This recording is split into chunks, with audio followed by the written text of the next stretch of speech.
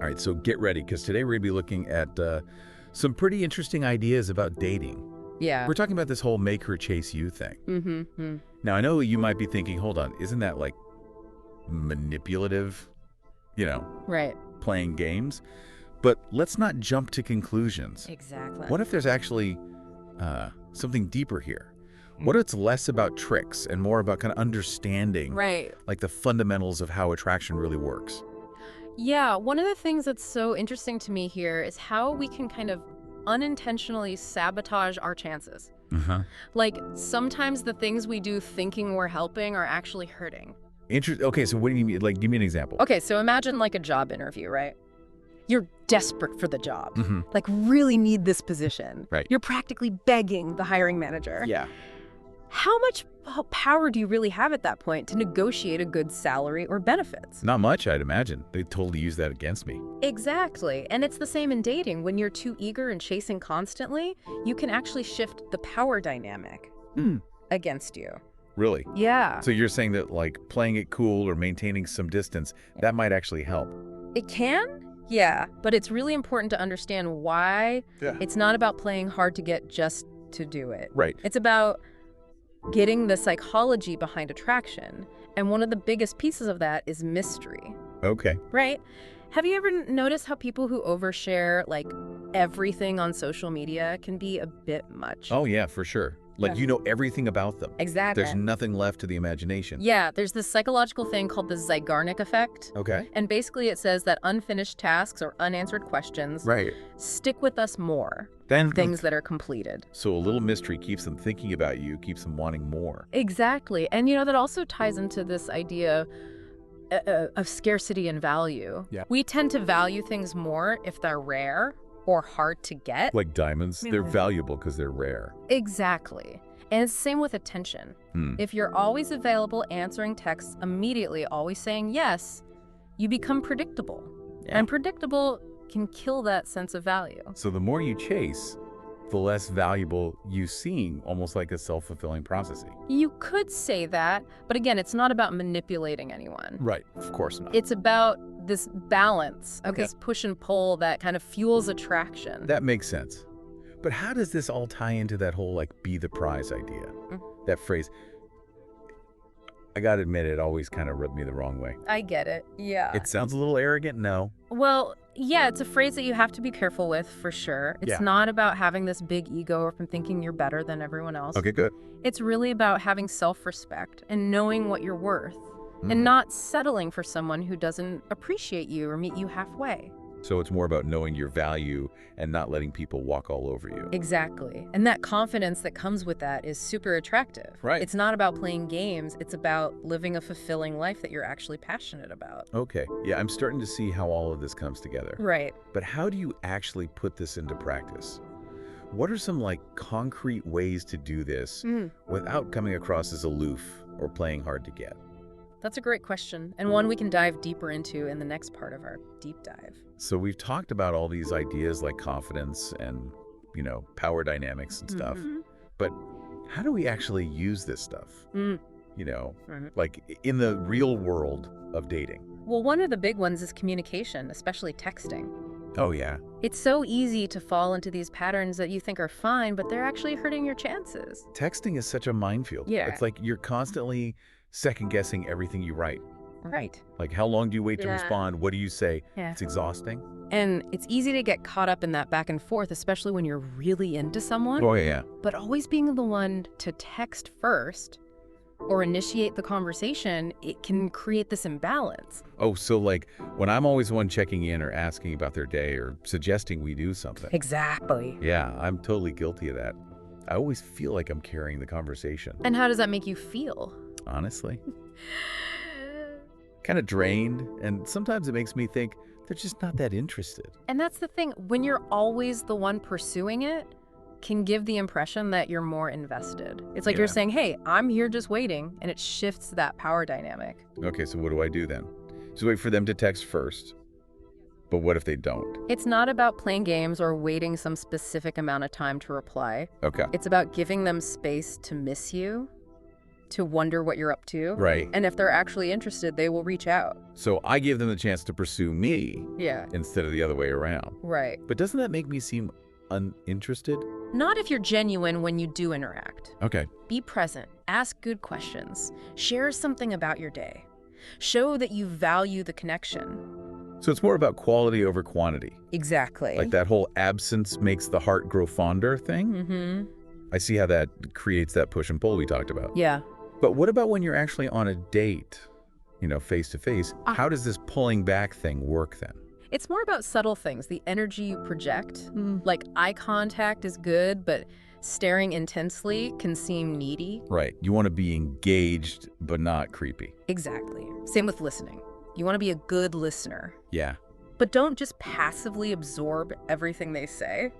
Good. Participate, share your own thoughts and opinions. So it's about finding that balance between showing interest, but also having my own opinions. Yes.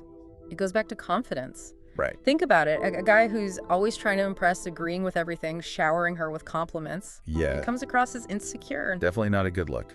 Now imagine a guy who's relaxed, engaged, but also comfortable with himself. Okay. He challenges her, teases her a little, disagrees in a respectful way. Right. He's not putting her on a pedestal. He's treating her as an equal. Okay. Yeah, I see the difference. And which guy do you think is more attractive? The second guy, for sure. Yeah. He seems more real, more interesting. Exactly. And that playful teasing, that's a big one. Yeah. You know what? That's something I could definitely work on. A little banter can go a long way. It shows you're not intimidated by her, that you have a sense of humor. It makes things more fun and unpredictable. This is making me rethink everything. I tend to overthink every little thing, every text, every interaction. Yeah. I got to learn to chill out. Overthinking is so common, and it usually comes from insecurity. Really? When you're in your head all the time, you're not really present, and the other person can sense that. So how do you stop overthinking? How do you just relax and be yourself, especially when you're attracted to someone? It comes down to confidence. And that doesn't come from learning some pickup artist tricks. Okay, good. It comes from knowing you're worthy, having a life you're passionate about, and not putting all your eggs in one basket. Easier said than done right. It takes time and work, but it's worth it. One of the best things you can do is focus on yourself. Okay. Invest in yourself, pursue your passions, surround yourself with good people. Right. When you're happy and fulfilled on your own, you become more attractive to others. So it's not about changing myself to get someone to like me. Right.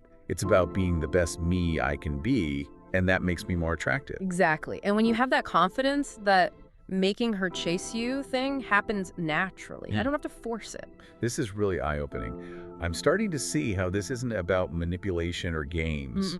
It's about growing as a person. It's about realizing that true attraction comes from strength, not neediness. Yeah. And when you have that strength, you become a magnet, not just in dating, but in all areas of life. Wow, that's powerful. I feel like I'm finally starting to get it. But before we wrap up, I want to go back to that seeing yourself as the prize thing. Okay. I'm still kind of stuck on that. Feels a little egotistical. I understand. I think it's a phrase that can be easily misunderstood. Yeah. It's not about being arrogant or thinking you're better than everyone. Okay, good, because that's definitely not what I want. Right. It's really about knowing your worth and not settling for less than you deserve. It's about having standards and being okay with walking away if someone doesn't meet them. So it's more about self-respect and boundaries. Exactly. It's about recognizing that your time, your energy, your love are all valuable. Right. And you don't have to just give them away to anyone. This is making a lot more sense. But how do you actually set those boundaries? Yeah. How do you do that without seeming difficult? That's a great question, and one that takes us perfectly into the final part of our deep dive. So we've talked about, confidence and self-respect and all that. But how do we actually set boundaries, without pushing people away? It really comes down to communication and being self-aware. Okay. It's about knowing what you're okay with and what you're absolutely not okay with. Right. And then having the guts to actually say it. So it's not about, giving ultimatums or trying to control them? No, not at all. Okay. It's more about expressing your needs and what you expect. Mm-hmm. Clearly, indirectly, but without being aggressive or blaming them. Can you give me an example? I'm still not quite sure how that would actually work. Sure, let's say she has this habit of canceling plans at the last minute. Okay. And it's starting to make you feel like she doesn't respect your time. Yeah. Instead of just getting resentful or letting it slide, you could tell her how you feel. So I should actually say something. Yeah, you could say something like, "Hey, I was really looking forward to seeing you tonight. When things change last minute, it makes me feel like my time isn't important. Could we try to be more considerate of each other's schedules? Okay, so I'm being honest, but I'm not being mean about it. Exactly. It's about stating your needs respectfully. I like that. And what if she keeps doing it even after I've told her how I feel? Well, that's when you have to make a tough call. It might be a sign that she's not the right person for you. Yeah, that's tough to hear.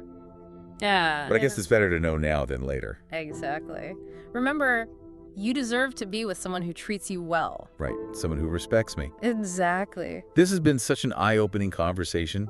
I've been so focused on trying to please everyone else that I totally forgot about my own needs. It happens, but it's never too late to change that. So how do I actually start being the prize in my own life? It's about making yourself a priority. Invest in your personal growth. Do things you love. Build a life that makes you happy. So it's not about trying to be someone I'm not just to get someone to like me. Right. It's about being the best version of me for me. Exactly. And when you have that confidence, you won't have to make anyone chase you.